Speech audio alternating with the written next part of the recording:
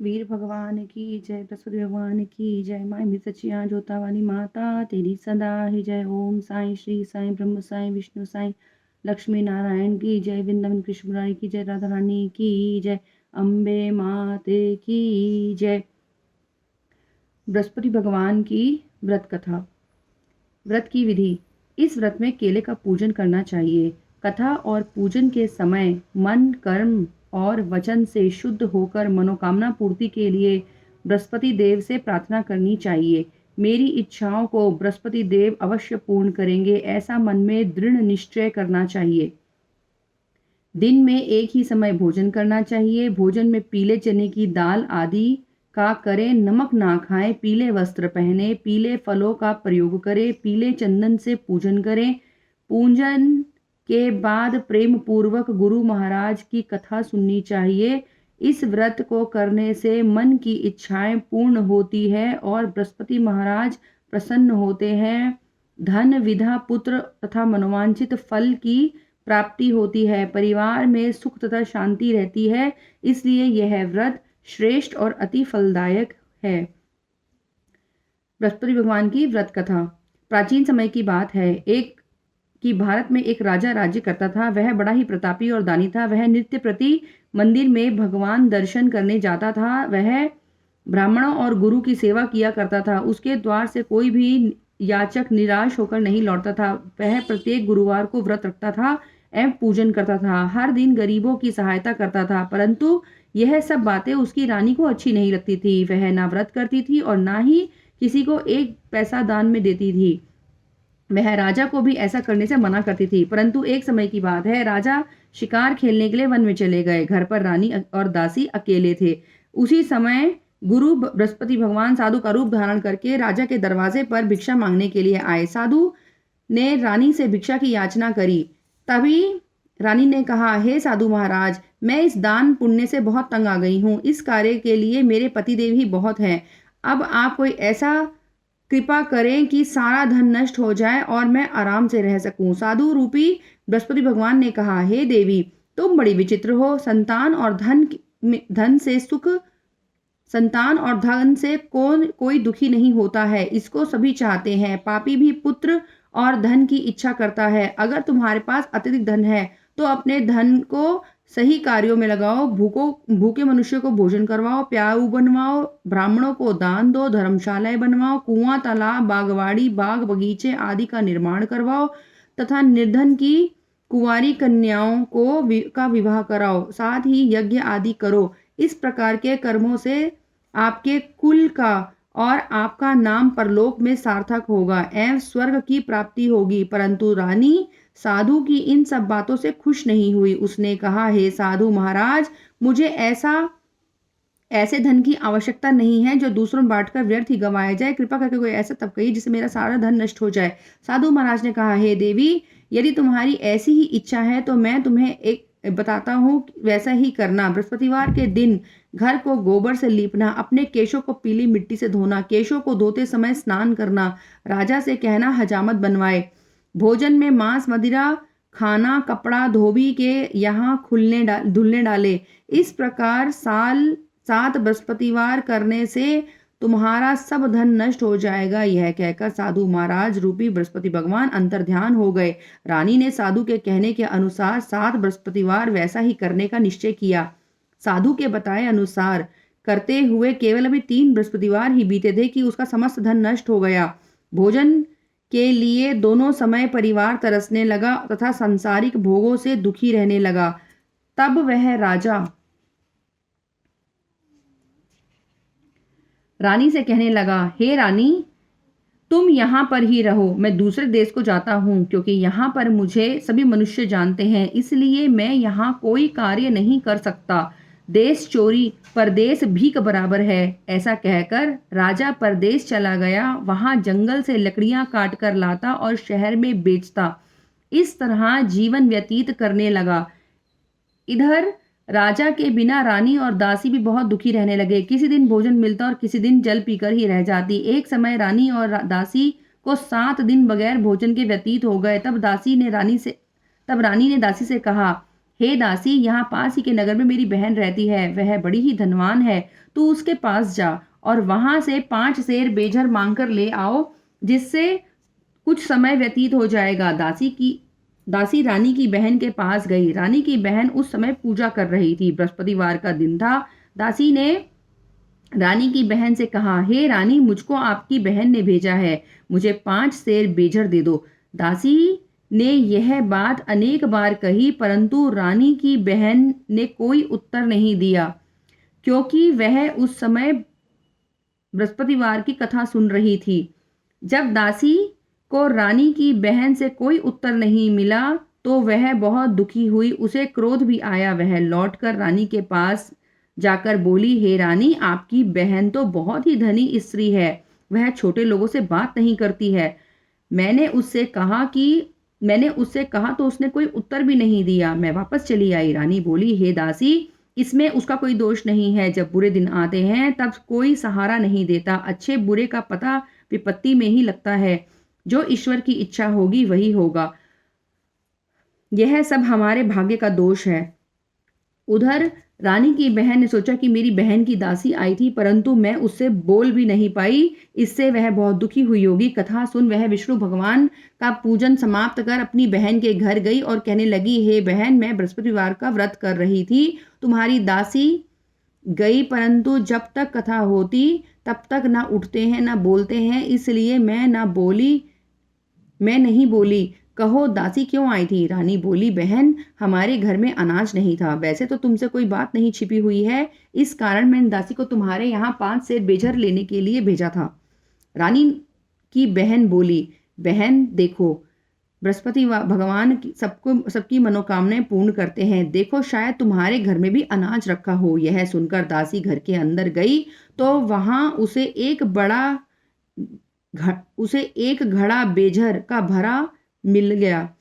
उसे बड़ी हैरानी हुई, क्योंकि उसके एक एक बर्तन देख लिया था। उसके बाहर आकर रानी से बताया कि देखो रानी, हमारे घर में एक बेझर घड़ा भरा हुआ है। तब रानी कहने लगी, हे रानी, देखो, वैसे हमको जब अन्न नहीं मिलता तो हम बगैर भोजन के ही रहते हैं।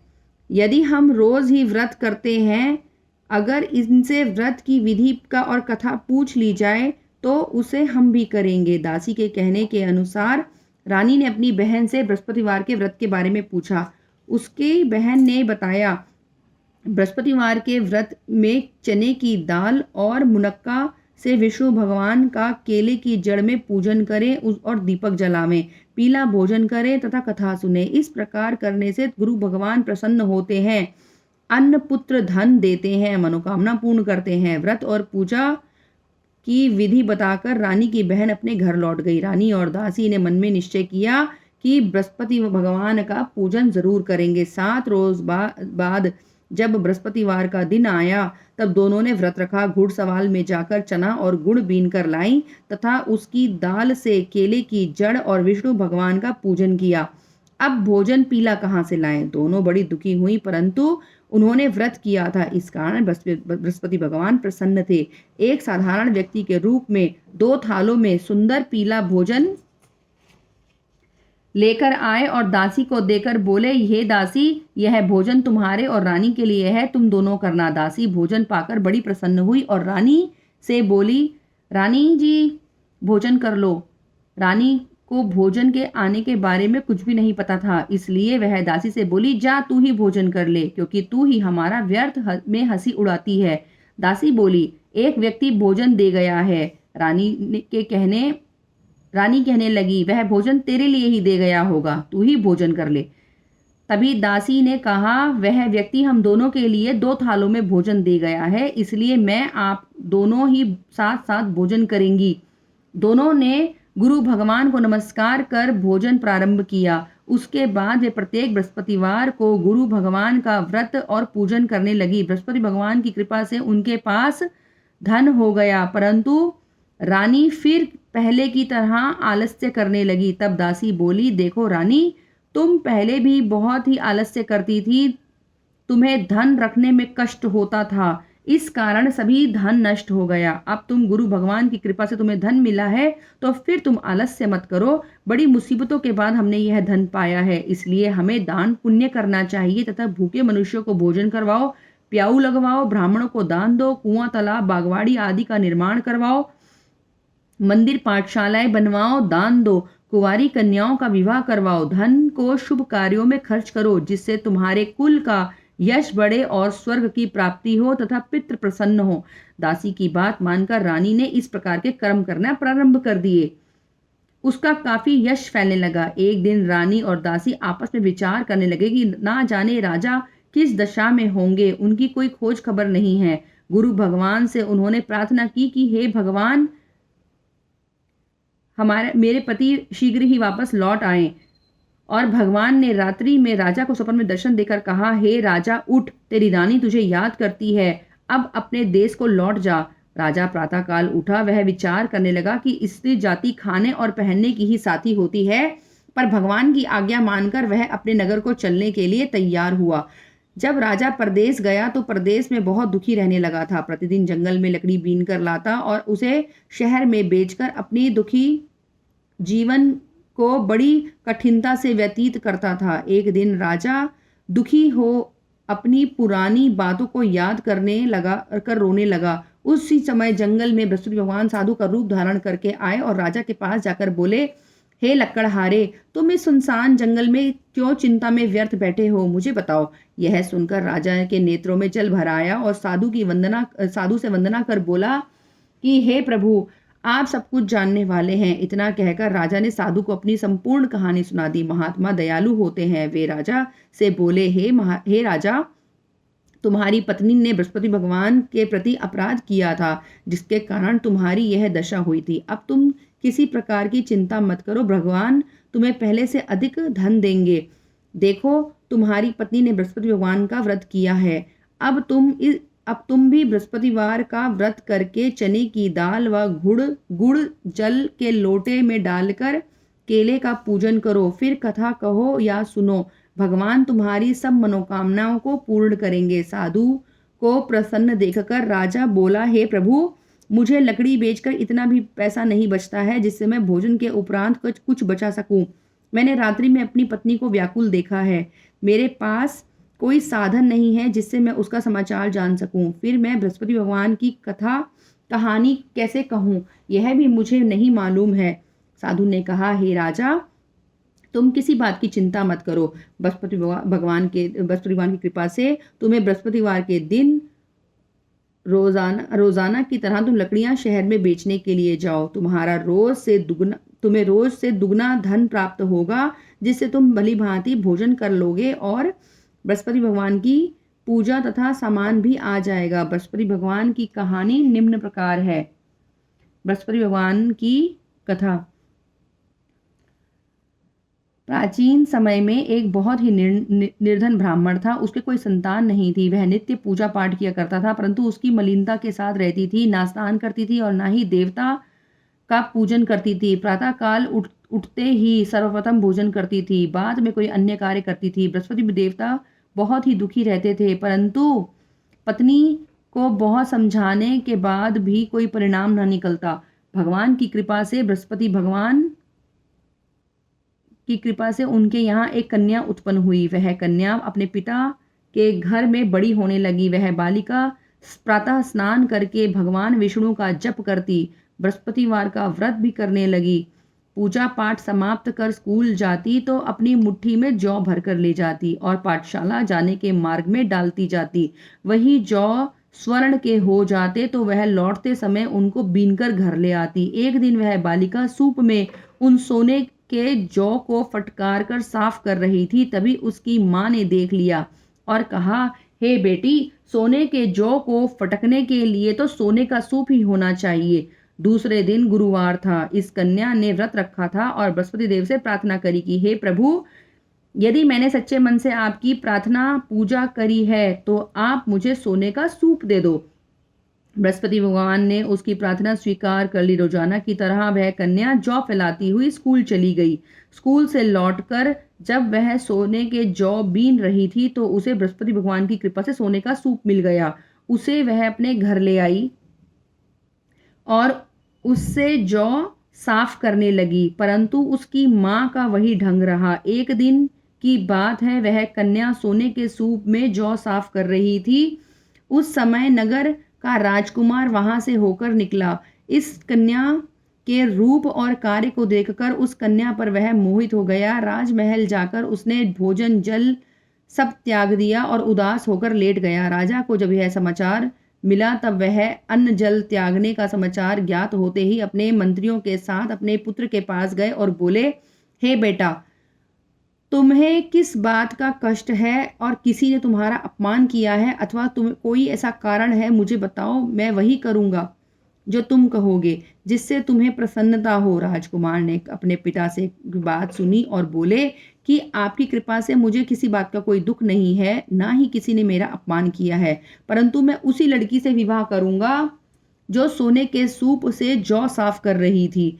यह सुन राजा को बड़ा आश्चर्य हुआ और वह बोला, हे बेटे, हे ए पुत्र, इस तरह की कन्या का पता तुम ही लगाओ, मैं उसके साथ तुम्हारा विवाह अवश्य ही करवा दूंगा। राजकुमार ने राजा को उस लड़की के घर का पता बताया। मंत्री उस लड़के के घर गए और राजा का आदेश उनको सुनाया। कुछ दिन बाद ब्राह्मण की कन्या का विवाह राजकुमार के साथ संपन्न हो गया। कन्या के घर से जाते ही ब्राह्मण देवता के घर में पहले की भांति ही गरीबी का निवास हो गया। अब भोजन के लिए भी अन्न बड़ी मुश्किल से मिलता था। एक दिन बहुत दुखी होकर ब्राह्मण देवता अपनी पुत्री से मिलने गए। बेटी ने पिता की दुखी अवस्था देखकर कहा कि माँ का समाचार पूछा। माँ ब्राह्मण ने सभी हाल बताया। कन्या बहुत ही दयालु थी, उसने अपने पिता को बहुत सा धन आदि देकर विदा किया। इस तरह ब्राह्मण का कुछ समय तो सुखपूर्वक व्यतीत हो गया, लेकिन कुछ दिन बाद फिर वही हाल हो गया।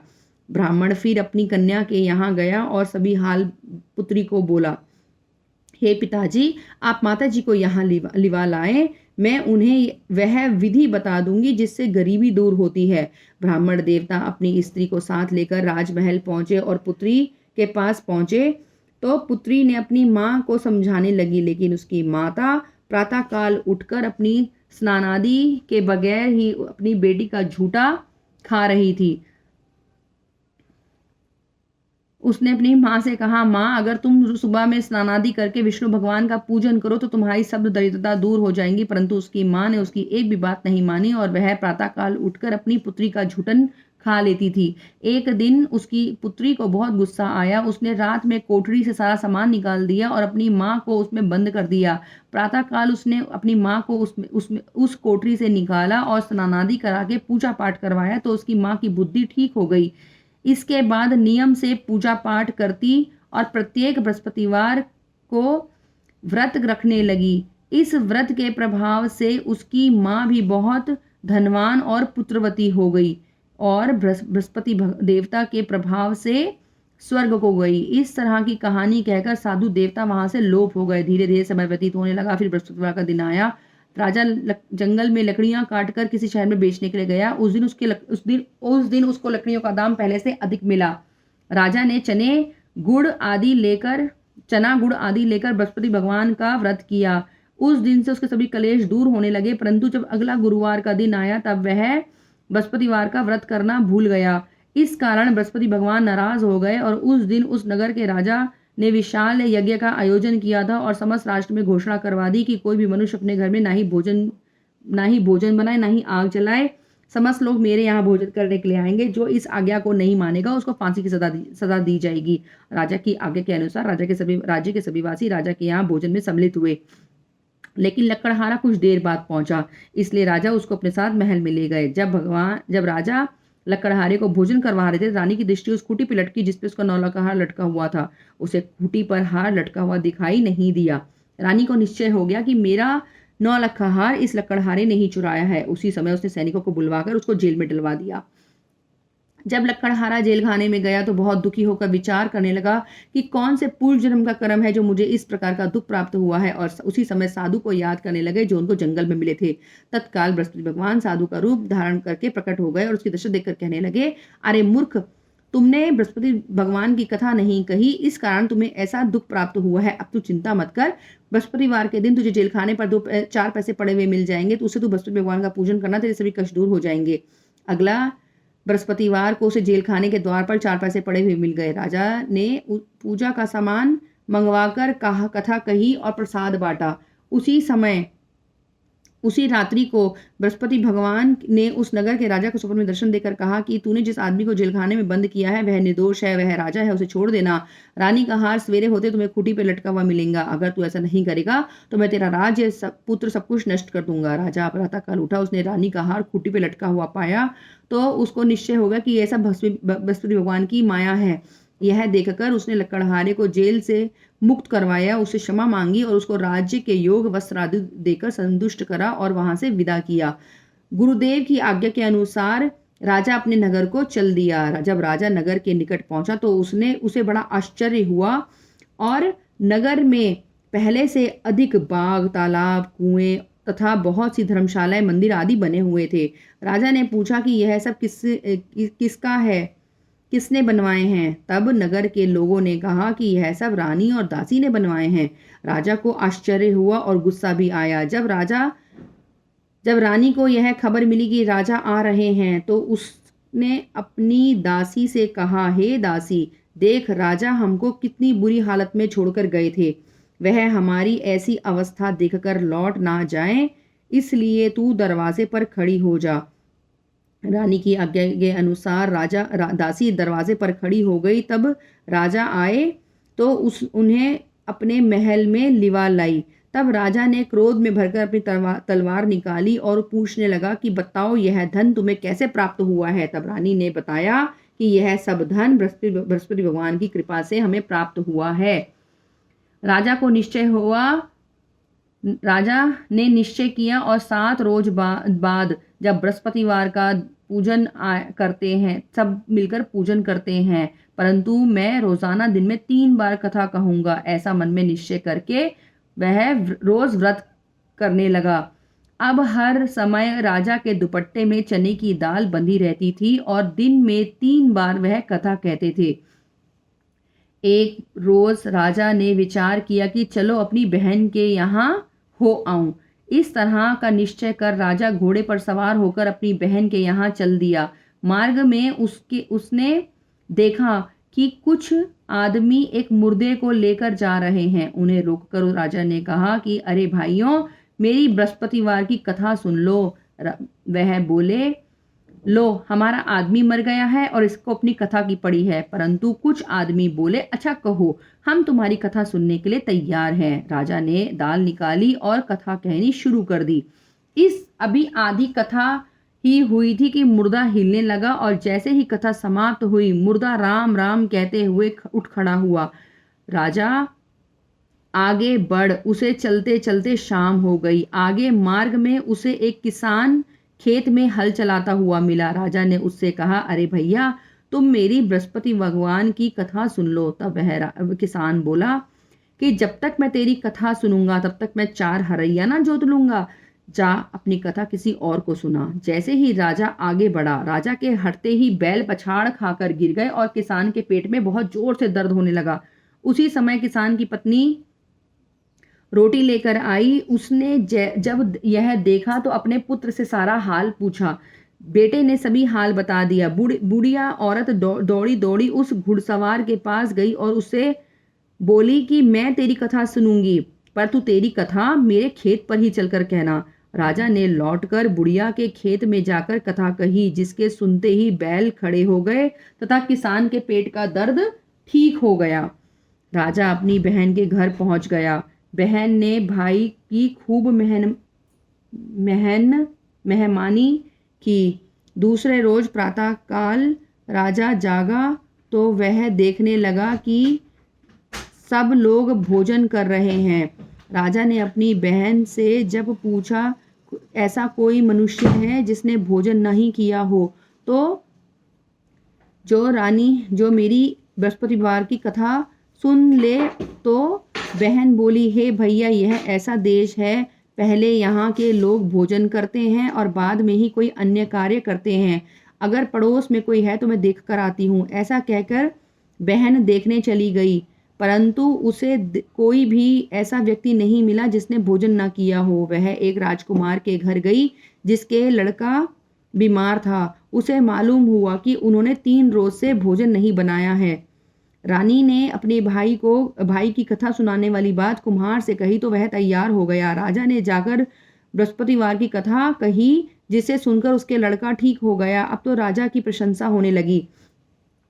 एक दिन राजा ने अपनी बहन से कहा, हे बहन, मैं अपने घर जाऊंगा, तुम भी तैयार हो जाओ। राजा की बहन ने अपनी सास से भाई के साथ जाने की आज्ञा मांगी तो उसकी सास बोली, तू चली जा, परंतु तेरे लड़के को मत लेकर जाना क्योंकि तेरे भाई की कोई संतान नहीं है। बहन ने अपने भाई से कहा, हे भैया, मैं तो चलूंगी परंतु कोई बालक नहीं जाएगा। राजा ने कहा, जब कोई बालक नहीं जाएगा तब तुम क्या करोगी? दुखी मन से राजा अपने नगर में लौट आया। राजा ने अपनी रानी से कहा, हम निर्वंशी हैं, हमारा मुख देखने का भी धर्म नहीं है। वह बिना भोजन किए शैया पर लेट गया। रानी बोली, हे प्रभु, बृहस्पति भगवान ने हमें सब कुछ दिया है और वह हमें संतान भी अवश्य देंगे। उसी रात को बृहस्पति भगवान ने राजा को स्वप्न में दर्शन देकर कहा, हे राजा, उठ, सभी सोच त्याग दे, तेरी रानी गर्भवती है। राजा को यह जानकर बड़ी खुशी हुई। 9वें महीने में रानी के गर्भ से एक सुंदर पुत्र पैदा हुआ। तब राजा बोला, हे रानी, स्त्री भोजन के बिना रह सकती है परंतु कुछ कहे बिना नहीं रह सकती। जब मेरी बहन आए तो उससे कुछ मत कहना। रानी ने हाँ कह दिया।